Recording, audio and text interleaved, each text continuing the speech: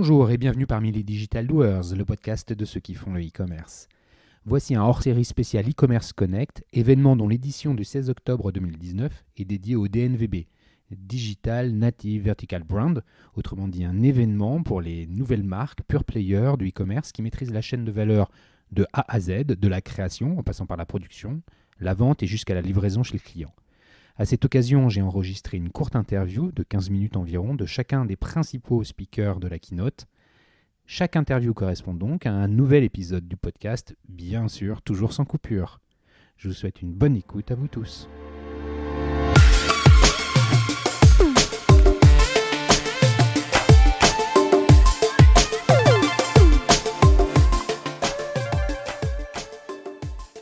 Bonjour Yann, merci beaucoup de venir sur les Digital Doers.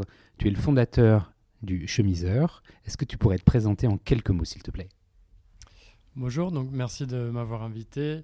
J'ai aujourd'hui 42 ans, j'ai fait des études d'ingénieur, j'ai commencé ma carrière dans l'industrie automobile, dans la supply chain et l'organisation de la production et de la qualité. Ensuite, j'ai fait un MBA, j'ai fait un peu du conseil en stratégie, mais j'avais depuis tout ce temps l'envie de faire quelque chose d'entrepreneurial, de faire avec un produit physique, comme j'ai ce côté ingénieur peut-être. Et T'as d'abord été dans la supply chain, dans quelque chose de très concret, après tes études d'ingénieur. Beaucoup de projets vraiment dans les centres logistiques et sur les chaînes de production même dans l'automobile. Et après, tu as fait du conseil. Oui. Donc, tu es passé de l'autre côté de la barrière, c'est-à-dire que tu t'es éloigné de l'opérationnel en étant dans le conseil. C'est vrai, oui. Et j'avais besoin de chemises, notamment quand j'étais consultant.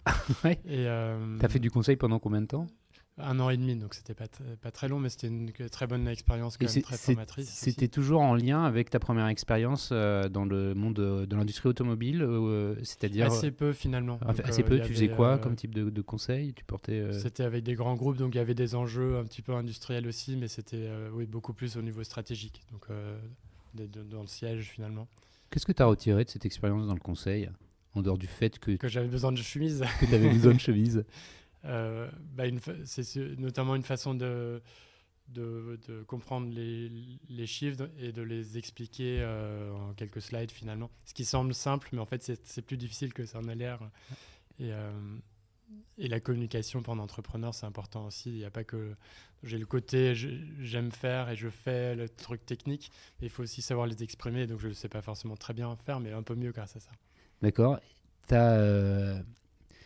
as eu cette première expérience dans l'industrie automobile qui a duré quelques années quand même. Tu as dû acquérir une certaine expertise, un savoir-faire en la matière qui est très concret, puisqu'on en parlait un peu avant de commencer l'enregistrement.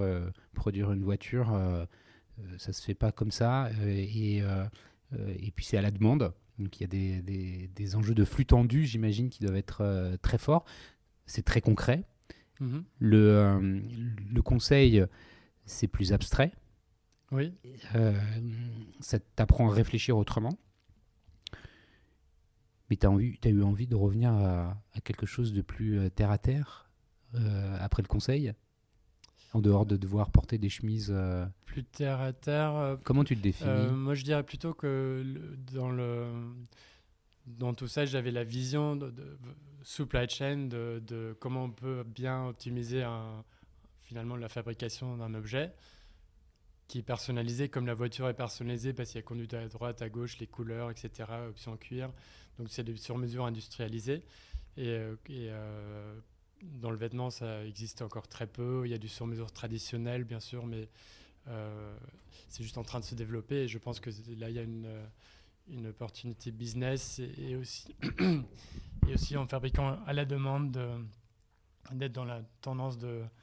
Attends, mais là, tu m'expliques déjà comment tu fais ton business d'aujourd'hui. Oui. Mais comment tu as eu cette idée d'aller vendre des chemises ? Pourquoi des chemises ? Tu avais ouais, tu dis pour rigoler, parce que dans le conseil, j'avais besoin de porter des chemises. Mais c'est plus que ça. Comment c'est rationnel ? C'est parce que tu as étudié le marché, parce que tu avais un fit particulier, une relation avec la mode ? C'est quoi ? J'avais assez peu une relation avec la mode, finalement. Mais je sentais que c'était quand même important, finalement, en revenant à Paris, dans une boîte de conseil, d'être correctement habillé. Mais c'est aussi, dans la mode, pour les hommes en tout cas, il y a un côté un peu, je ne sais pas si intimidant c'est le bon mot, mais on a envie de savoir bien s'habiller, mais on n'en parle pas trop entre hommes en général, donc on a besoin d'être guidé aussi un petit peu.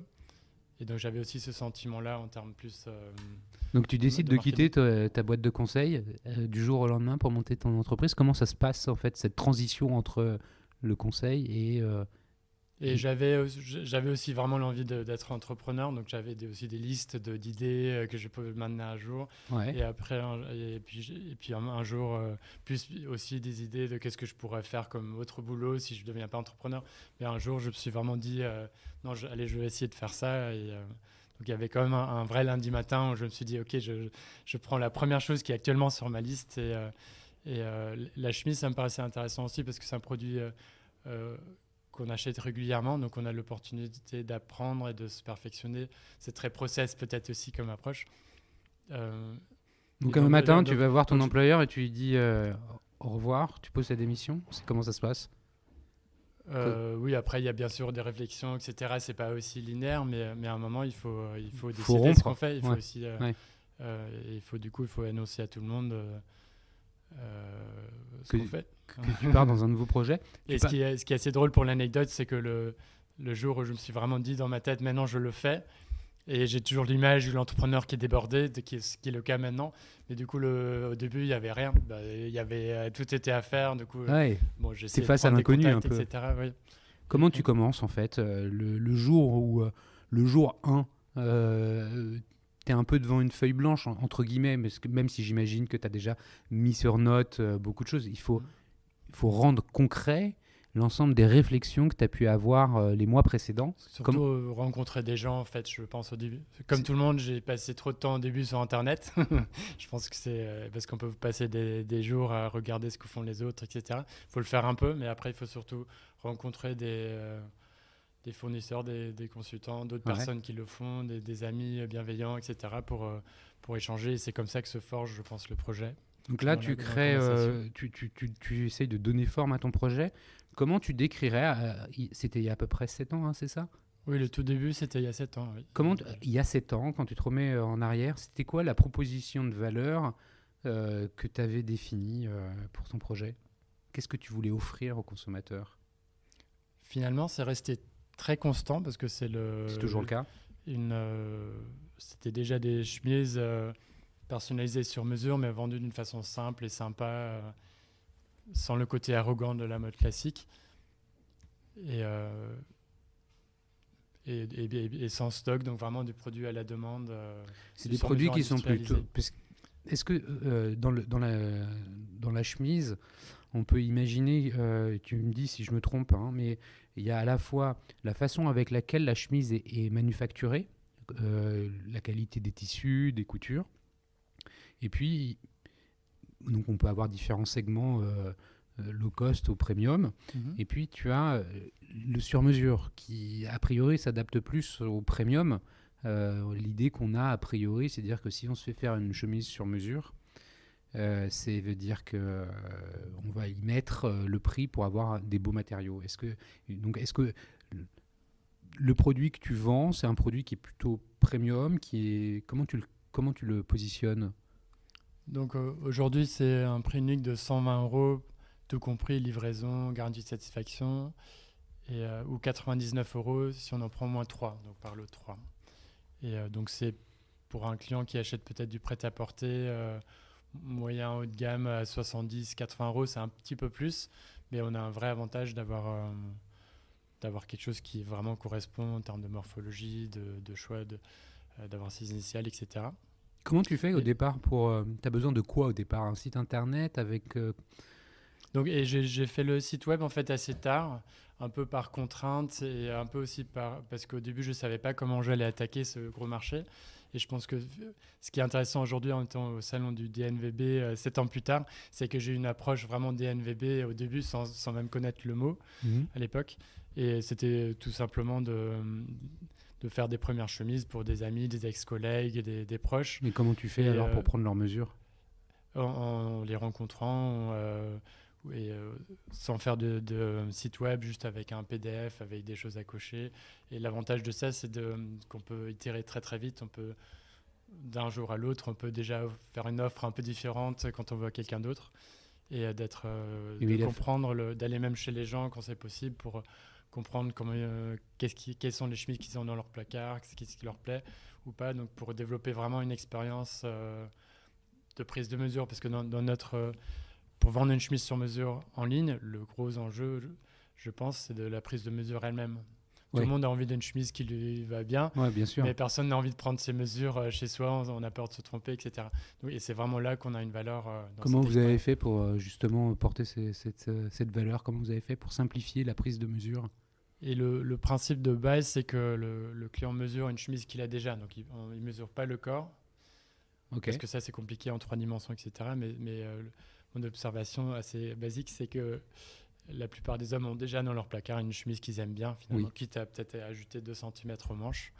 Et donc ça, c'est le principe de base et qui s'enrichit maintenant avec des données, parce qu'on a de plus en plus de données aussi, de technologies. Donc le client peut maintenant nous indiquer son poids, taille, âge et bientôt quelques autres questions. Et on peut calculer grâce à ça aussi sa coupe ou alors combiner les deux choses. Donc au début, tu as ces premiers clients tests de ton entourage.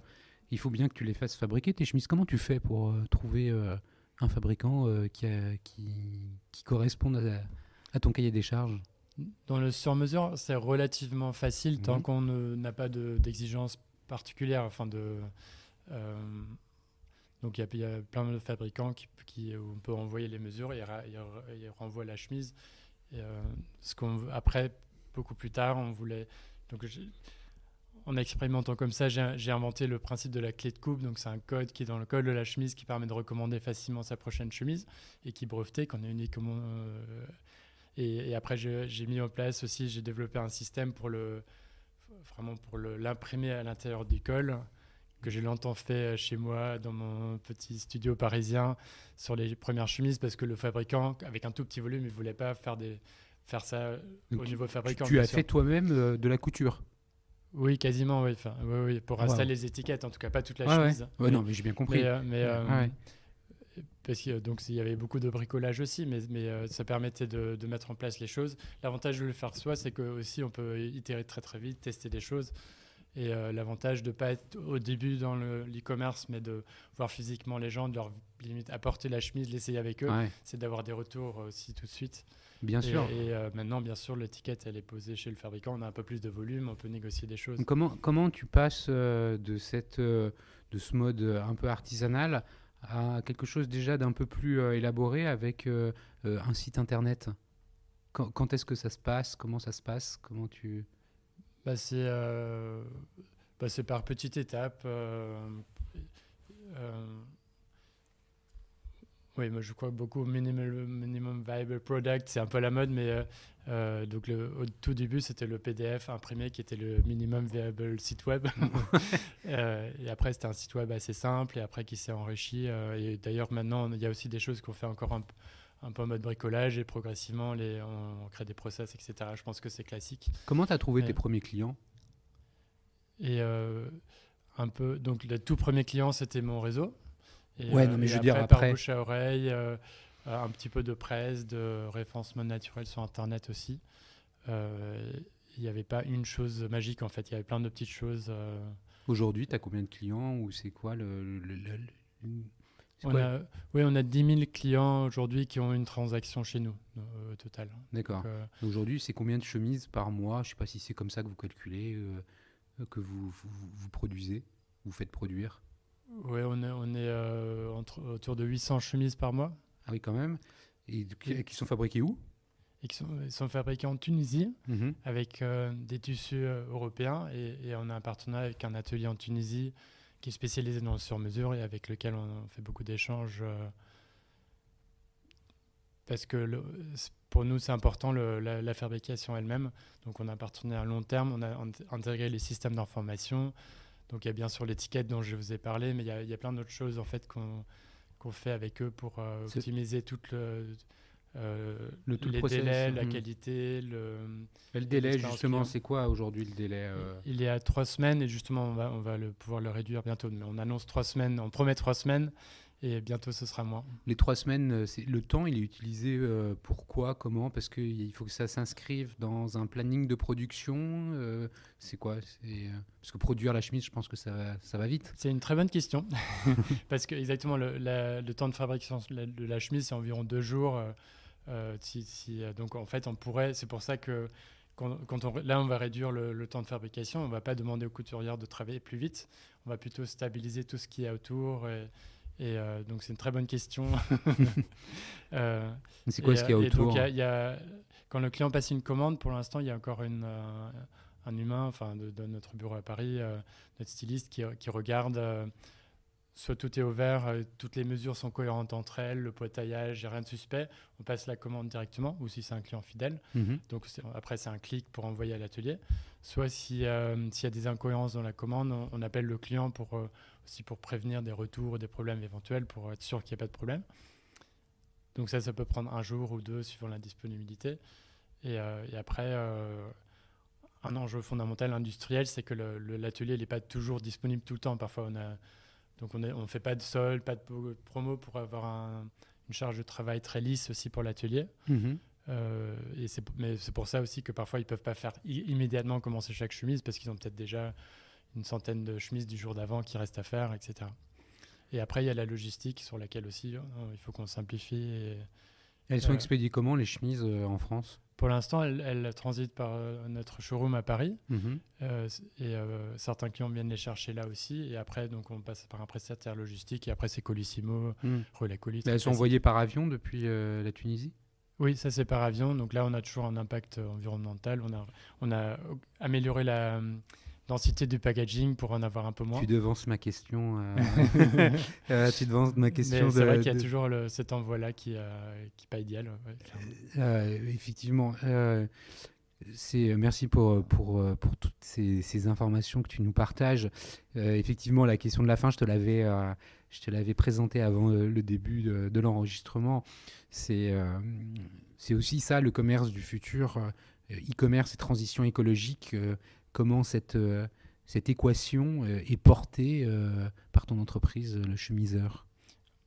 Pour moi, le plus fondamental, c'était un stand qui m'a donné envie au début, c'est de fabriquer à la demande exactement ce que le client demande et pas de fabriquer sur stock en espérant pouvoir le vendre, des choses qui ne correspondent pas forcément à ce que le client veut en termes de coupe. Et je pense que l'évolution des dernières années aussi montre qu'il y a un intérêt pour ça. C'est un peu évident. Et c'est une opportunité business aussi, parce que pas de stock, bien sûr, c'est ça aussi en termes de business. Mais on est aussi sur une façon différente de consommer, parce qu'on attend le produit. Donc on l'a pas tout de suite. Il y a quand même si on réduit à 2 semaines, il faut attendre. C'est un produit un peu plus cher. C'est pas le same day delivery. Par contre, non, c'est pas l'achat d'impulsion. Non. Et du coup, on est sur une consommation... je pense qu'on est vraiment sur une consommation raisonnée, un peu moins, mais mieux pour le client aussi. Et donc l'idée, c'est que le client a quelques chemises, mais qui soient vraiment bien pour lui, tout simplement. Très bien. Écoute Yann, merci beaucoup pour ce partage et la qualité de cet échange.